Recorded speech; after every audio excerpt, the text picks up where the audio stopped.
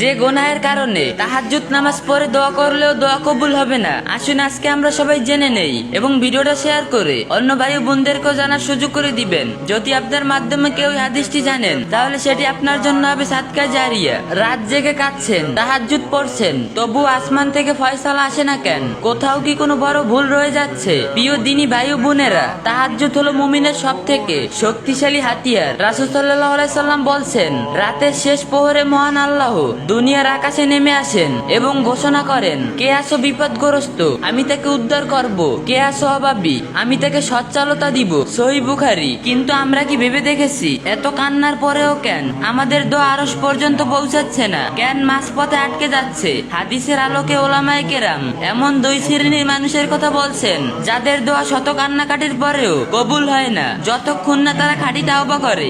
এক, অবৈধ সম্পর্ক বা জেনার ভয়াবহতা। সবচেয়ে নিকৃষ্ট পাপগুলোর মধ্যে একটি হলো জেনা বা অবৈধ সম্পর্ক। বর্তমান সময়ে আমরা প্রেম সম্পর্ক বা হারাম রিলেশনকে খুব সাধারণ মনে করি। মনে রাখবেন, যার সাথে আপনার বিয়ে বৈধ নয় তার সাথে বিয়ের আগে কথা বলা, দেখা করা বা চ্যাটিং করা সবই জেনার অন্তর্ভুক্ত।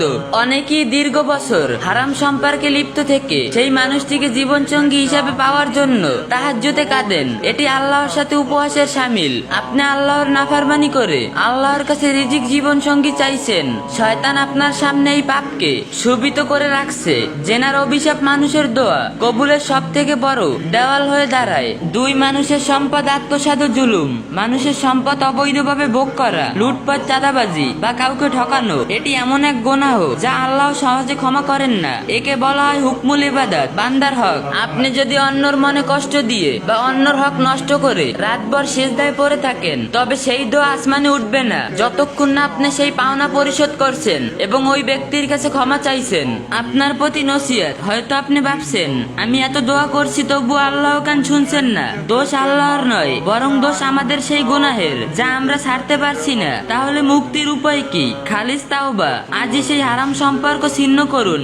আল্লাহকে বলুন, হে আল্লাহ, আমি ভুল পথে ছিলাম, আপনি আমাকে হেদায়েত দিন। দান সাদকা। দান আল্লাহর রাগকে পেরাশ্রমী করে। বেশি বেশি দান করুন এবং মানুষের হক ফিরিয়ে দিন। ধৈর্য। তাওবা করার পর ধৈর্য ধরুন। আল্লাহ সর্বদারির সাথে আছেন। নিশ্চয়ই আল্লাহ পরম দয়ালু। আপনি যদি আজই খাঁটি মনে তাওবা করে জেনার পথ এবং হারাম পথ ত্যাগ করেন, তবে আপনার সেই হাত আর খালি হাতে ফিরবে না ইনশাআল্লাহ। সাহাবের নিয়তে ভিডিওটা শেয়ার করে অন্য ভাই বোনদেরকেও জানার সুযোগ করে দিবেন।